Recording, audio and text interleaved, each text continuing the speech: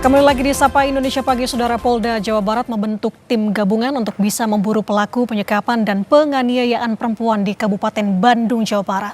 Sejumlah lokasi didatangi oleh polisi untuk mencari keberadaan pelaku. Penyelidikan kasus penyekapan dan penganiayaan perempuan di Bandung, Jawa Barat masih terus bergulir. Polda Jawa Barat membentuk tim gabungan untuk memburu pelaku. Sejumlah lokasi telah didatangi polisi, termasuk mencari informasi dari keluarga pelaku. Selain memburu pelaku, polisi masih menunggu pemulihan fisik dan mental korban agar bisa segera dimintai keterangan.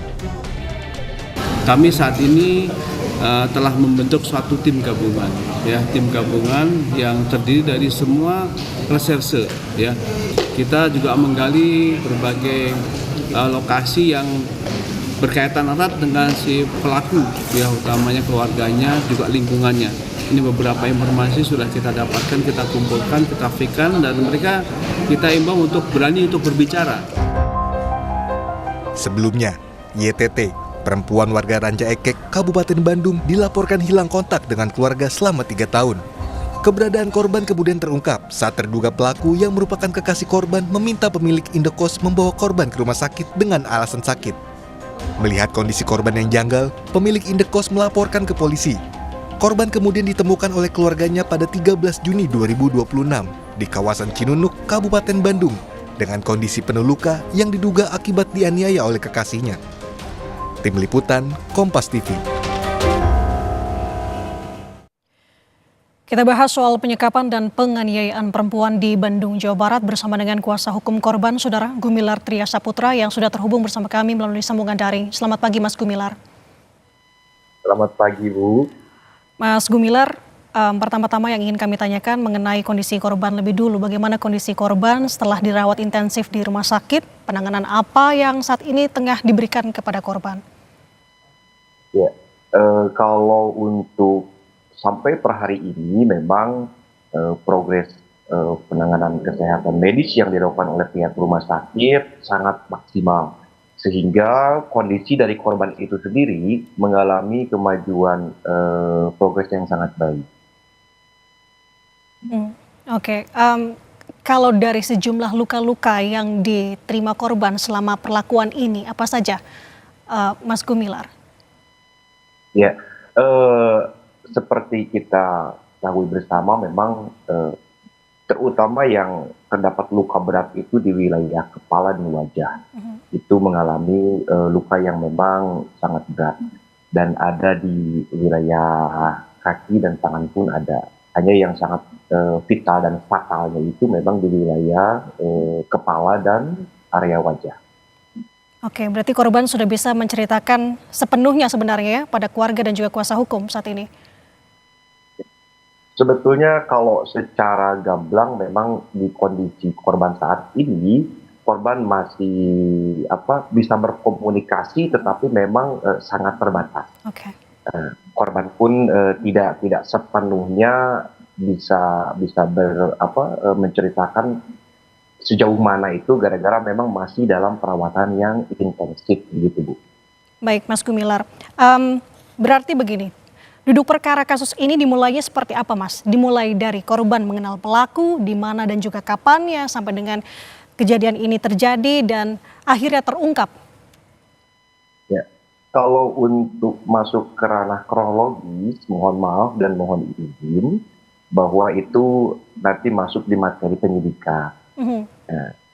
Nanti pun terkait masalah kronologis itu akan dimintai keterangan langsung ke korban itu sendiri, yang memang sampai saat ini kondisinya memang belum dapat dimintai keterangan, sehingga mohon maaf tidak bisa kami jelaskan kepada publik. Oke, berarti masih menunggu laporan yang akan disampaikan ke polisi. Sejauh ini sudah melapor ke polisi tentunya, Mas Gumilar? Oh, sudah melalui keluarga korban. Oke, nah ini kan informasinya keluarga sempat mencari korban yang hilang ini selama 3 tahun. Itu bagaimana ceritanya, Mas? Apakah memang selama 3 tahun itu benar-benar putus kontak kah? Atau bagaimana menurut penuturan dari keluarga korban? Ya, ada memang informasi yang kami dapatkan selama 3 tahun itu ada komunikasi, hanya saja memang sangat-sangat terbatas. Jadi pada saat pihak keluarga melakukan pencarian, itu tiba-tiba ada kabar dari korban bahwa kami baik-baik saja, saya baik-baik saja di sini, sehingga jangan khawatir. Nah, seolah-olah memang pada saat pihak keluarga akan melakukan action, baik itu melakukan laporan orang hilang atau apa, eh, kabar itu datang dari korban, sehingga memang selama rentan 3 tahun itu tidak sama sekali putus kontak, tidak, tapi ada komunikasi hanya sangat terbatas. Oke, keluarga tahu posisi korban itu di mana, Mas? Apakah memang informasinya sedang bekerja di Jakarta? Benar demikian atau tidak? Ya, memang untuk informasi yang diberikan kepada pihak keluarga dari pihak korban pun pada saat menghubungi itu dalam kondisi yang memang sangat tidak detail memberikan keterangannya. Bahkan penuturan dari pihak keluarga seolah-olah pada saat memberikan baik itu voice note atau apa ada intonasi yang memang seolah-olah ada pengancaman pada saat memberikan kabar kepada pihak keluarga, sehingga tidak secara detail dan spesifik diberikan kabar bahwa di mana dan seperti apa. Oke, sebenarnya selama 3 tahun itu komunikasi memang berjalan, tapi dengan kondisi yang tadi disampaikan oleh Mas Gumilar, keluarga merasa ada hal yang mencurigakan atau bagaimana, Mas? Sangat, Oke. sangat mencurigakan. Walaupun memang sebetulnya alangkah lebih baiknya mungkin nanti bisa dijelaskan secara langsung oleh pihak keluarga, tapi informasi yang memang saya dapatkan dari pihak keluarga, memang ada kejanggalan di sana, baik dari penampilan terutama dari penampilan korban, terus dari gaya bicaranya korban. Ini bukan seperti korban yang dulu itu bersama dengan pihak keluarga. Sangat jauh berbeda. Oke, kalau merasakan memang adanya kejanggalan dari cara berkomunikasi dan lain sebagainya, apakah informasi dari keluarga korban sempat ada upaya keluarga korban untuk bisa menemui, paksa mungkin untuk menemui korban? Ya, sangat, sangat. Hanya saja aksesnya sangat terbatas. Seperti apa waktu itu? Terbatasnya seperti apa, Mas Gumilar? Bisa gambarkan kepada kami? Ya,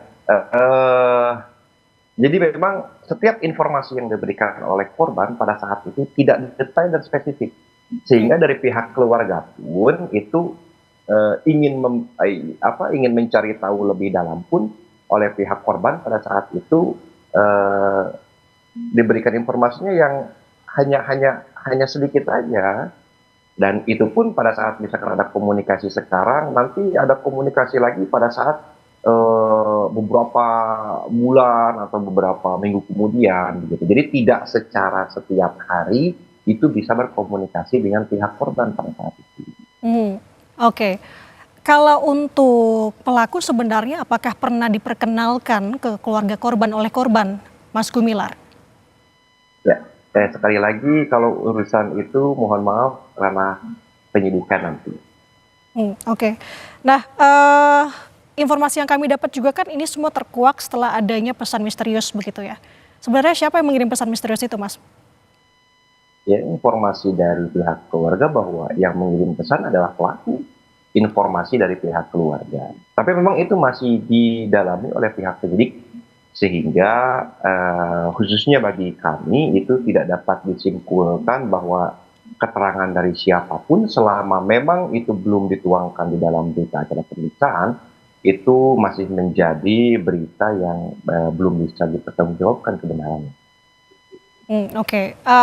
Kalau kita berbicara mengenai dengan pelaku, saat ini kan posisinya masih diburu polisi, belum ditemukan dan masih pengejaran. Tapi keluarga sebelumnya kenal bagaimana upaya untuk mencari pelaku, apakah sudah ada update, Mas Gumilar, dari polisi?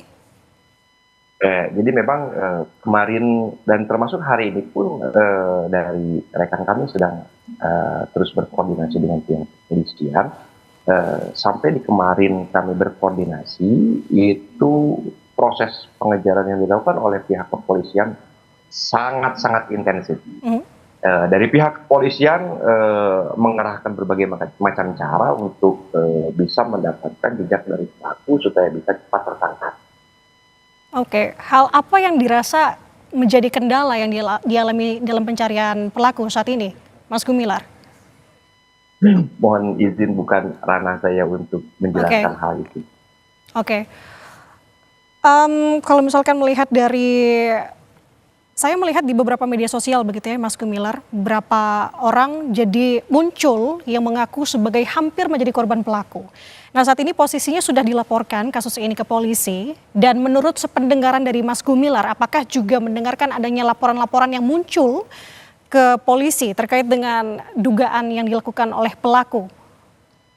Ya, kami dari pihak kuasa hukum dari keluarga untuk saat ini berfokus kepada klien kami sendiri, sehingga hal-hal yang memang di luar dari kepentingan dan kapasitas klien kami sendiri, kami tidak terlalu fokus untuk mengetahuinya.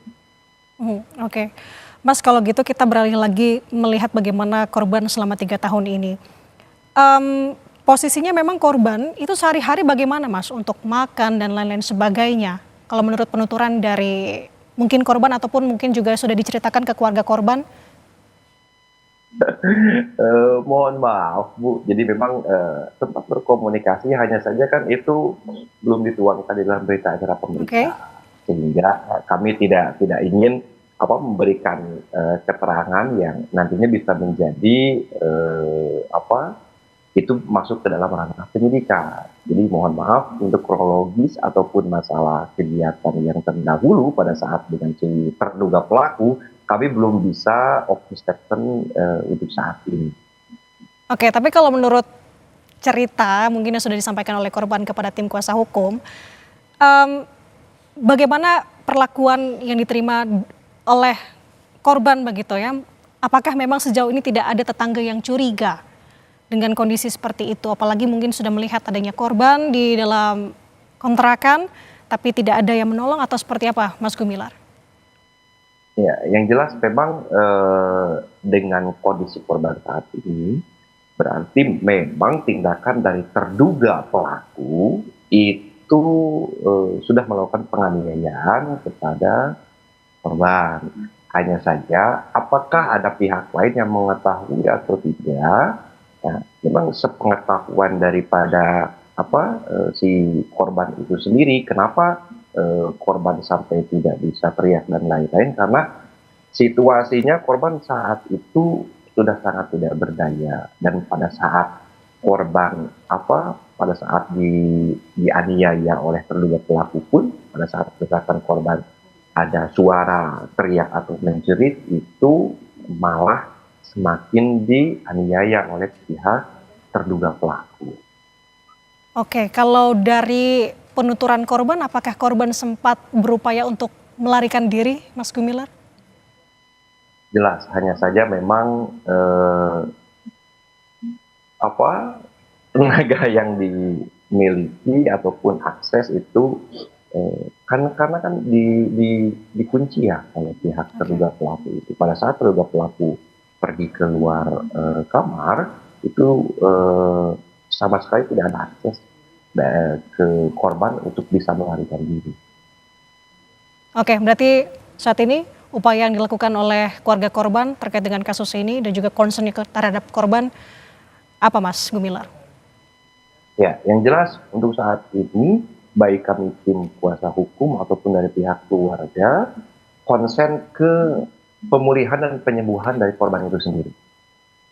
Yang keduanya, konsen dan berharap semoga dari pihak terduga pelaku itu bisa secepatnya tertangkap, biar diketahui modusnya seperti apa.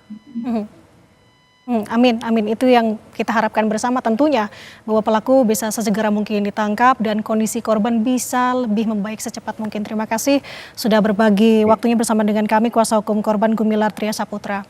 Sehat selalu Mas.